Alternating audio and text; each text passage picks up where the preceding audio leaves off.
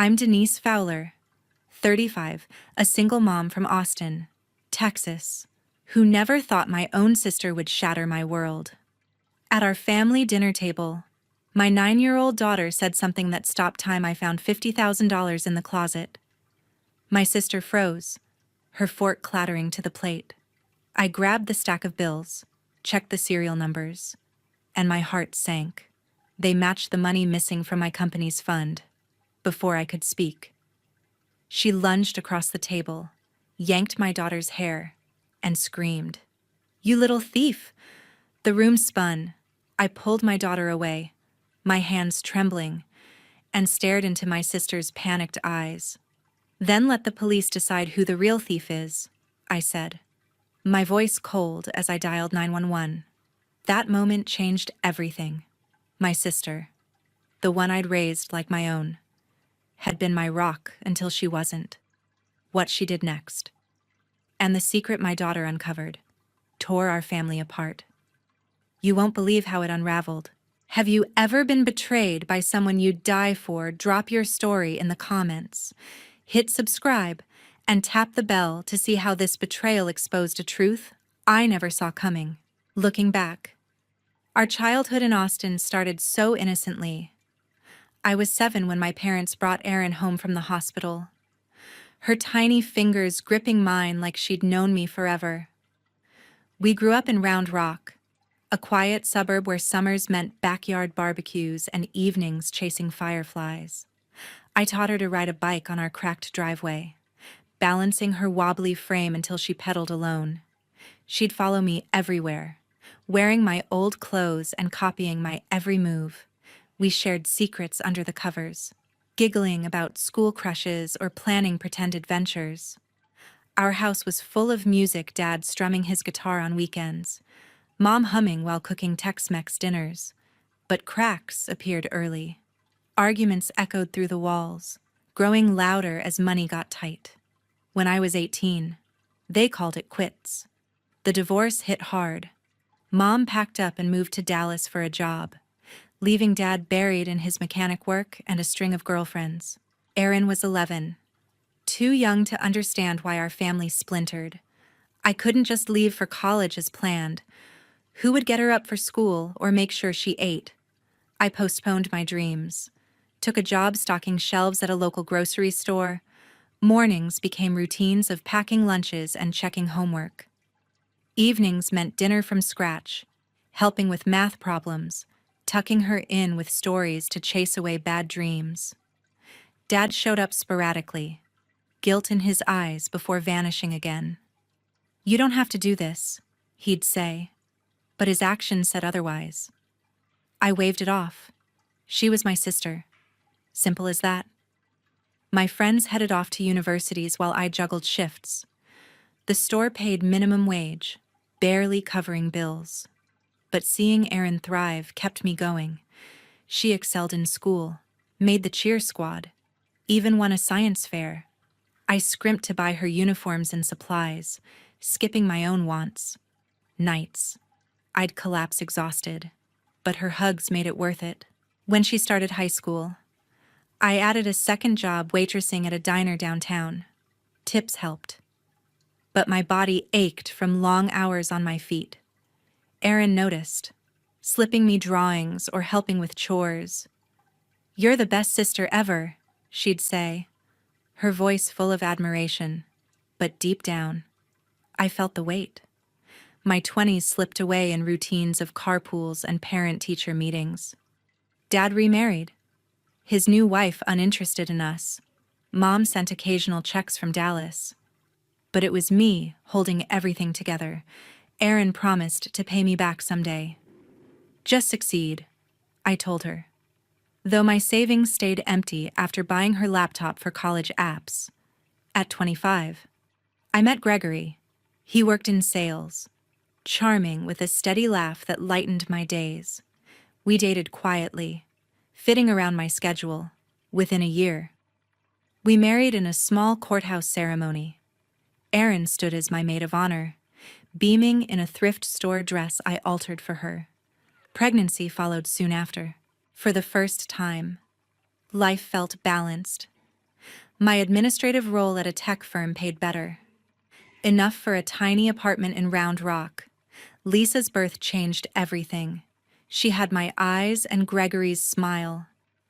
Erin drove in from her part-time job to meet her niece, bringing a knitted blanket she'd made during breaks. "She's perfect," Erin whispered, holding Lisa gently. But the fairy tale faded when Lisa turned 3. Gregory started staying out late. Excuses about client meetings piling up. His phone stayed locked, texts hidden. When I found messages from his coworker, he didn't deny the affair. The divorce dragged on. Custody battles in Austin courts leaving me drained. Gregory moved to Houston with his new girlfriend, sending sporadic child support. Suddenly alone with a toddler. Bills mounted. Erin, fresh from community college, packed up and moved in without hesitation. "I've got you," she said, echoing how I'd supported her. She helped with bedtime routines and grocery runs, her presence a lifeline. But small things nagged, cash disappearing from my purse, bills she offered to pay online turning up late with fees, a credit card charge for clothes I didn't buy, which she blamed on a mix-up. I brushed it aside, too tired to question. This was Erin, the girl I'd raised through chaos. If she borrowed, it had to be innocent. After a year, she found her own place nearby but visited daily. Lisa adored her aunt, who took her to free concerts in Austin parks every weekend. They'd build forts from couch cushions and watch cartoons late. Looking back, I miss the signs. Love blinded me to the patterns emerging. Erin's job hops grew frequent. Stories of bad bosses constant. Her clothes swung from thrift finds to designer pieces she couldn't afford. "Can I borrow a few hundred?" Became routine. Amounts climbing. I'd transfer the money, reminding myself family helped family. After all, I delayed my life for her once. Why stop now while I climbed to IT manager, scraping together that $50,000 in cash for our future? Erin's life spiraled, but I couldn't see it then. Not until it crashed into mine. Life shifted when I met Gregory. He was a sales rep at the tech firm where I worked as an admin assistant, always flashing that easy smile during coffee breaks. We started chatting about weekend plans, and, before long, dates followed. He seemed solid, ambitious, and genuinely interested in my stories about raising Erin. Within a year, we married in a simple ceremony at the county courthouse in Austin. Erin stood by my side, adjusting my veil with tears in her eyes. Pregnancy came soon after. I balanced morning sickness with my job, while Gregory talked about our future house in Round Rock. Lisa arrived on a humid Texas night, her cries filling the delivery room. She had my stubborn chin and Gregory's warm eyes, holding her. Everything clicked into place. My days revolved around feedings and naps. But the joy outweighed the exhaustion. Erin visited often, bringing onesies and offering to babysit so I could catch a breath. "You've got this," she'd say, rocking Lisa to sleep. For a while, stability felt real. My role at the firm grew, handling more projects in Silicon Hills. Gregory's commissions covered our apartment rent, and we saved what we could. But signs crept in when Lisa turned 3. Gregory stayed out later, blaming client dinners. His phone buzzed constantly, screen angled away from me. I found a hotel receipt in his pocket once, but he dismissed it as a business expense. Then the texts appeared, flirty messages from a coworker. Confronted. He admitted the affair without much remorse. "It just happened," he said. Packing his bags, the divorce dragged through Austin courts, lawyers arguing over custody and assets. Gregory moved to Houston with his girlfriend, promising visits that rarely materialized. Child support checks came sporadically, leaving me to cover everything. Suddenly, I was a single mom staring at mounting bills and a toddler who asked for daddy every night. Aaron showed up the day he left, bags in hand. She moved into our spare room without question, helping with baths and story time. We'd share takeout after Lisa slept, her presence easing the ache. She cooked simple meals like chili and cornbread, Texas staples that reminded me of home. On weekends, she'd take Lisa to free events in Austin parks, letting me work overtime. But odd things started happening. $20 vanished from my wallet after grocery shopping. I asked Erin, and she frowned. Must have fallen out. I'll replace it. Then a utility bill she offered to pay online arrived late, with fees attached. Glitch in the system, she explained, eyes avoiding mine. My rarely used credit card showed charges for gas and clothes.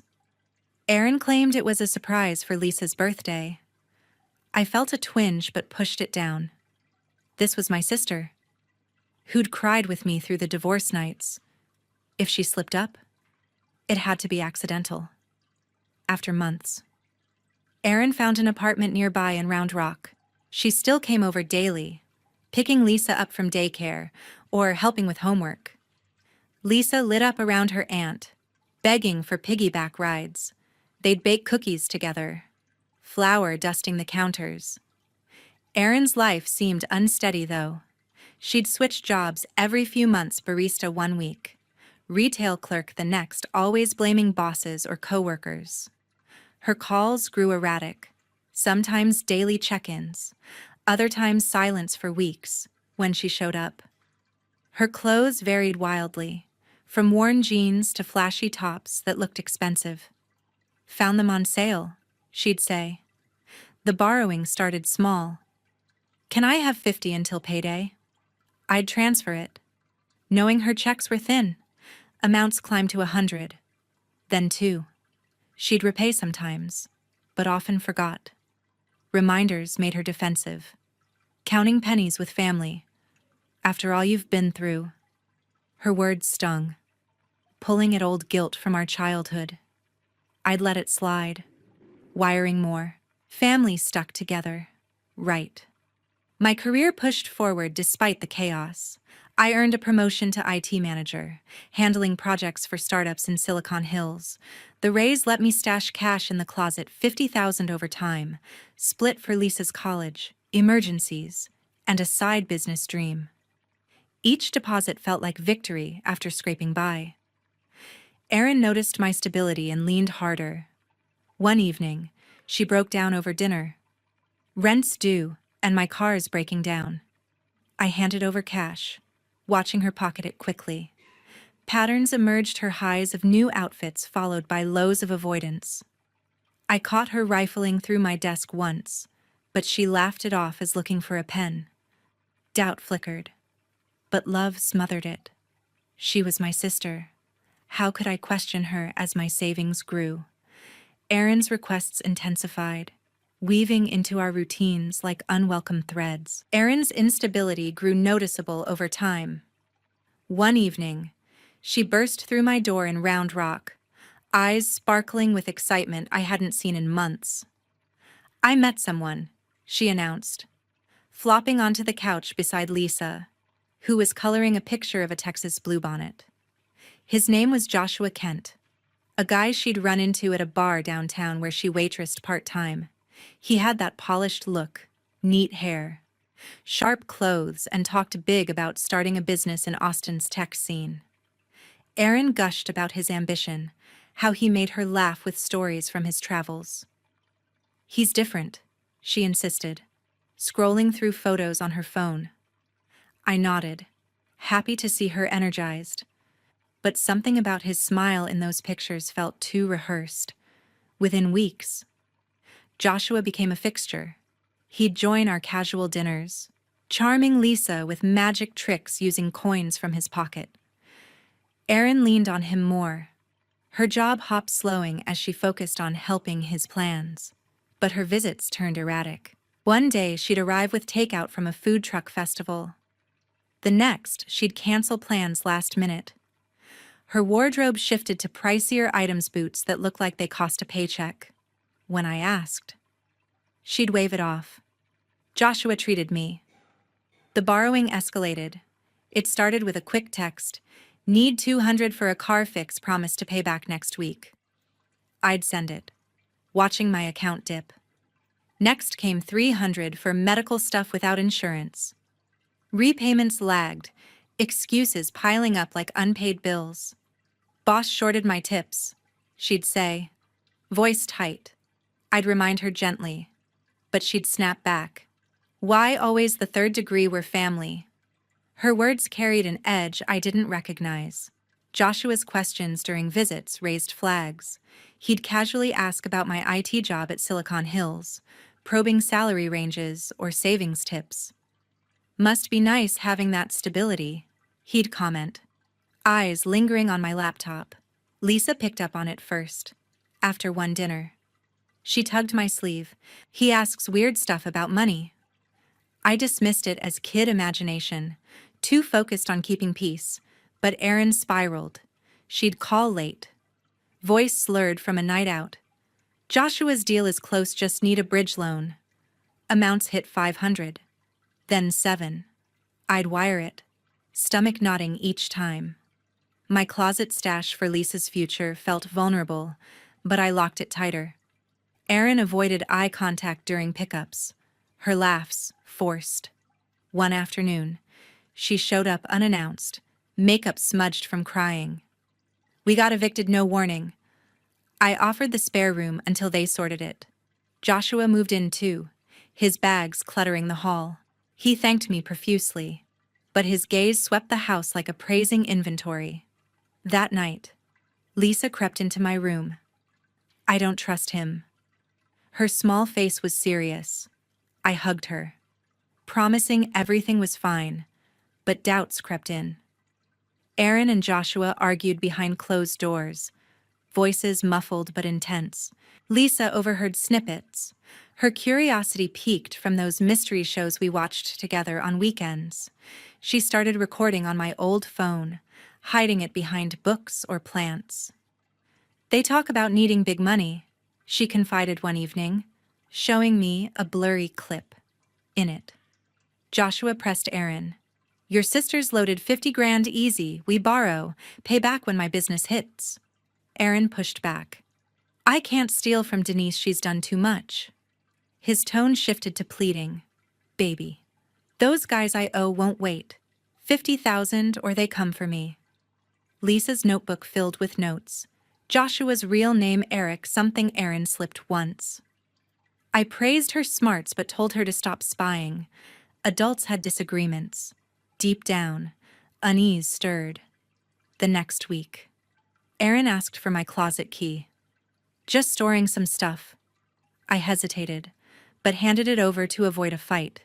Joshua's business remained vague: import deals with overseas contacts. He'd flash spreadsheets on his phone, promising quick returns. Erin bought in, her eyes lit with hope. But Lisa kept watching. She hid the phone in the guest room during their talks, capturing Joshua's cold laugh. "Perfect Mark trusts you completely. We'll be gone before she notices." Erin's voice trembled. "We pay her back every cent." He scoffed. "Sure, after Mexico." Lisa scribbled it all, her young mind piecing together the threat. When I left for a 3-day IT conference in Dallas, I hugged her tight. "Be good for Aunt Erin." She nodded, clutching her notebook. If I'd known what brewed in my absence, I'd have canceled the trip. But I drove off, leaving my world in hands I thought safe. Tension built until I left for Dallas. The IT conference kept me busy with sessions on cybersecurity, my mind half on work, half on home. Calls to Lisa went fine. She chattered about school projects and how Joshua showed her a card game. Erin sounded rushed but assured me everything ran smooth. "Don't worry, sis," she said during our last check-in. I boarded the flight back to Austin, eager to hug my daughter and unpack, pulling into our Round Rock driveway. The house looked normal, lights on in the kitchen. Erin's car parked beside Joshua's truck. I stepped inside to the smell of spaghetti sauce simmering. Lisa rushed over, wrapping her arms around my waist. "Missed you, Mom." Erin stirred the pot, smiling tightly. Joshua leaned against the counter, nodding hello. We settled into dinner around the wooden table, plates clinking as I asked about their days. Lisa bounced in her seat, eager to share, midway through. She blurted it out casually between bites. "I found $50,000 in the closet." The room went silent. Erin's fork froze midair, sauce dripping onto her plate. Joshua's eyes darted to her. I set down my glass, confusion hitting first. "What do you mean?" "Honey?" Lisa shrugged, oblivious to the tension. In the guest room closet, behind some boxes, big stack of bills. My pulse quickened. That was my stash, the $50,000 I'd hidden for Lisa's college, emergencies, and my business idea. How had she found it? Erin recovered fast, laughing it off. "Probably playing pretend again. Right, kiddo?" But her voice cracked. I pushed my chair back. "Show me." We moved to the guest room, Lisa leading the way. She pointed to the closet shelf. I reached behind the boxes and pulled out the bundle crisp hundreds bound with rubber bands. Relief mixed with unease. Why was it here instead of my bedroom safe? Erin's face paled as I flipped through the stack. Something felt off. The bills looked familiar. As IT manager handling project funds at Silicon Hills, I dealt with cash reimbursements tracked for audits. I grabbed my work laptop from the bag, logging into the company database. Serial numbers on company cash got recorded to prevent fraud. Standard procedure under IRS rules for business expenses. I scanned a few bills under my phone light, entering the numbers. Matches popped up, these exact serials tied to a recent fund withdrawal I'd approved for a vendor. But the money had vanished from the safe last week. The police report I'd filed flashed in my mind. "These match the stolen company funds," I whispered, stomach dropping. Erin lunged forward, grabbing the stack. "That's not possible." Joshua stepped in, his charm gone. "Let's calm down." But Lisa piped up. "I saw Aunt Erin put it there yesterday." Chaos erupted. Erin spun toward Lisa, face twisted in panic. She grabbed my daughter's arm, yanking her hair hard. "You little thief, snooping where you shouldn't." Lisa cried out in pain, tears streaming. I shoved Erin back, pulling Lisa behind me. "Get your hands off her." Joshua tried to intervene, but I pointed at the door. "Both of you, out now." Erin's eyes wild. She screamed again. "She's lying. That money's mine." I dialed 911, voice steady despite shaking hands. "Police, please. There's been a theft and an assault on my child."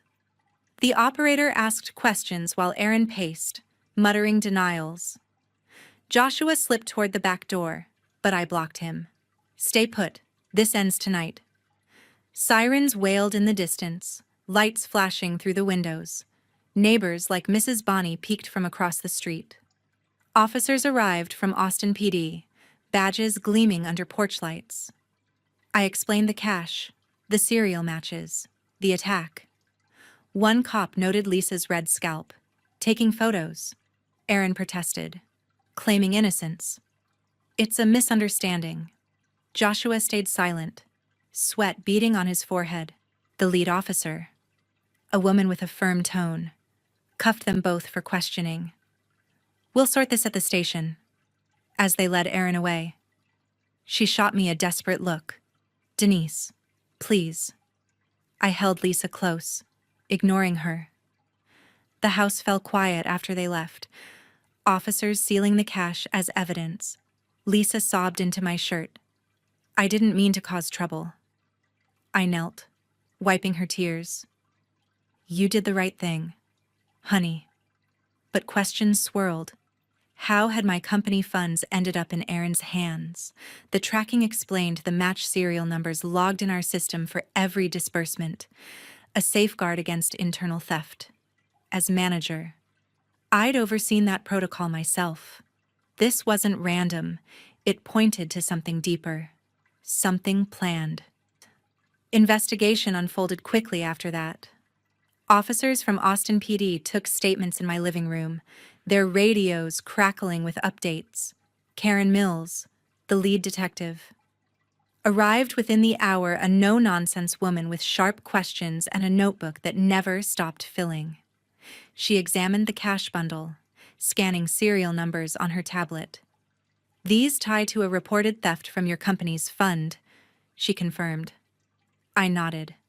Explaining my role at Silicon Hills, the tracking system logged every bill for compliance, a routine I'd implemented to catch discrepancies. Aaron sat cuffed on the couch, denying everything. Joshua remained silent, his earlier charm replaced by a blank stare.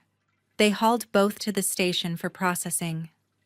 I held Lisa close as the cruiser pulled away, her small body still shaking from the grab.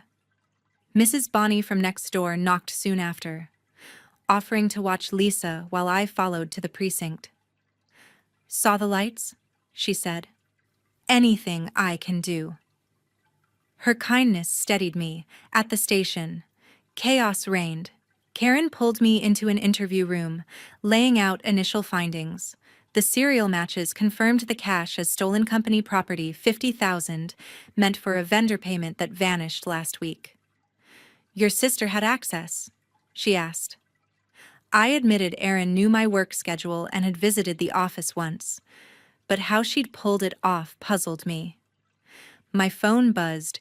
Gregory Hunt, my ex-husband, calling from Houston. Word traveled fast through mutual friends. "I'm driving up now," he said.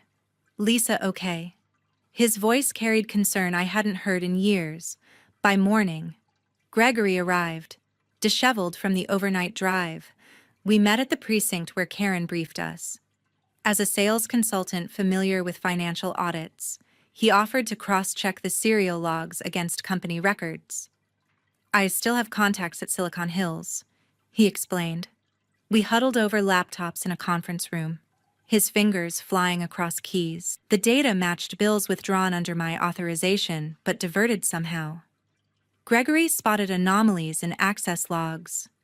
"Someone used your credentials remotely." Aaron's laptop, seized during the arrest, held the key. Forensics revealed logins from my home IP during my Dallas trip. Confrontation came next. Karen arranged separate interviews. First Joshua. She emerged shaking her head. Claims he knew nothing. But his phone records told another story. Calls to known fraud rings. A deeper dive exposed his real identity, Eric Moss, wanted in 3 states for similar schemes. He'd targeted women like Aaron, using them to infiltrate family finances. "Confidence man through and through," Karen said. Aaron's turn arrived. Gregory waited outside while I joined Karen in the observation room. Aaron looked wrecked, hair disheveled, eyes red from crying. "I didn't plan this," she started. Karen pressed. "Then explain the logins." Aaron broke down. Joshua Eric had pushed her. He owed bad people, said we'd borrow and repay. But her story cracked under questions. She admitted resentment built over years. "You always had it together, job, house, Lisa. I had nothing." Her words landed heavy. I'd sacrificed for her, yet she saw me as the lucky one. The Atlanta scam surfaced then, 2 years back, during a rough patch. Aaron had gone to Atlanta for a job opportunity. She met a married executive at a conference, started an arrangement for cash. He paid to keep quiet, she confessed. $10,000 at first, more later. Eric had discovered it, threatening exposure unless she helped steal the fund. "He said you'd disown me if you knew." Karen noted it all. "That makes you an accomplice." Aaron nodded, tears flowing. "I know." Charges piled up: grand theft, fraud, assault on Lisa. Joyce Lee, the district attorney, met us later. "First offender for your sister, but the assault complicates it." She offered a plea: testify against Eric for reduced time, 2 years minimum security plus probation. Gregory urged me to consider. For Lisa's sake, maybe. But anger burned. Erin had chosen this path, resentment fueling her actions. I declined leniency. Let the court decide. Trials followed swiftly. Eric got 10 years federal for multi-state fraud, his past catching up. Erin drew 2 years in a Texas facility, plus restitution orders garnishing future wages. Her life unraveled, job lost, apartment evicted, friends distant. As she was led away in cuffs, she mouthed, "Sorry." I turned. Focus on Lisa, waiting outside. Consequences hit hard in the months that followed. Erin's life crumbled fast. The Austin court sentenced her to 2 years in a minimum security facility outside Houston, with 3 years of probation and restitution orders to follow. Her waitressing job vanished. Her landlord evicted her. And the few friends she had stopped calling. Neighbors like Mrs. Bonnie and Mr. Leroy, once quick with small talk, crossed the street to avoid her name. Word spread in Round Rock's tight-knit community. Erin Walsh, the sister who stole and attacked her niece, became a cautionary tale. She moved to a halfway house after release, scraping by on odd jobs, her savings gone, her reputation in tatters. Eric Moss faced worse. Federal charges for fraud across 3 states landed him 10 years in a high-security prison. His charm couldn't save him. Court records painted a trail of scams targeting families like ours. I blocked all contact with Erin, filing a no-contact order through the court to keep her away from Lisa. Her final apology, mouthed in cuffs, lingered in my mind. But trust was ashes now. I changed my number, locked my accounts, and moved forward. Recovery wasn't easy. The stolen $50,000 hit hard. Lisa's college fund took the worst blow. I took on freelance coding gigs after work, burning midnight hours to rebuild. My company stood by me, impressed with my handling of the theft case. A promotion to senior IT manager came soon after, boosting my pay enough to cover bills and start saving again. The raise felt like a lifeline, proof I could claw back stability. Lisa struggled with the fallout. Nightmares woke her some nights, asking why her aunt hurt her. I enrolled her with Miss Wanda, the school counselor, who helped her process the betrayal. She's strong, Wanda told me during a parent meeting. Kids bounce back when they feel safe. I made sure Lisa did extra hugs, movie nights with popcorn, trips to Austin's music festivals to see her smile. She joined a coding club at school, channeling her sharp mind into building apps. Her latest project, a game about solving puzzles, won a local contest. "It's like being a detective," she said, grinning. Her resilience lifted me. I leaned on small routines to heal. Mornings meant coffee on the porch, watching neighbors wave as they walked dogs. Evenings were for sketching business plans, a tech consulting side hustle I'd dreamed of for years. Each step forward distanced me from Erin's shadow. Gregory stayed in touch, calling weekly to check on Lisa. His help during the investigation softened old wounds. But I kept boundaries firm, no rekindling, just co-parenting. He sent a birthday gift for Lisa, a tablet for her coding, which she loved. The community stepped up too. Mrs. Bonnie dropped off casseroles, and Mr. Leroy offered to fix my car's flat tire for free. Their support reminded me I wasn't alone, even without family. Months later, I heard through a mutual acquaintance that Erin tried writing from the halfway house, asking for a chance to explain. I didn't respond. The court order held firm. Her restitution payments started trickling in small amounts from her wages, barely denting the debt. I deposited them without comment, focusing on my own path. Eric's name surfaced in news reports. His sentence extended for additional charges. I didn't follow the details. His chapter was closed. My life took shape in new ways. The promotion let me afford a coding boot camp for myself, sharpening skills that landed a contract with a local startup. The extra income rebuilt Lisa's college fund faster than expected. I hung her contest certificate on the fridge, a reminder of her strength. One evening, sitting with Lisa at a food truck festival, I realized how far we'd come. She laughed, chasing fireflies like I once did with Aaron. The memory stung, but I let it pass. Trusting family came with limits. I learned. Blind loyalty had cost me my savings, my peace, Lisa's safety. But justice stepped in where trust failed. The police, the courts, even my daughter's sharp instincts showed me protection starts with clear boundaries. I'd never let anyone cross them again. That lesson, hard won, reshaped how I saw family. It wasn't about blood, but about actions, about who showed up without strings. Lisa taught me that, her courage cutting through my blindness. If I'd listened sooner, maybe I'd have seen Aaron's drift. But now, I knew better. Trust must be earned, and justice guards what matters most.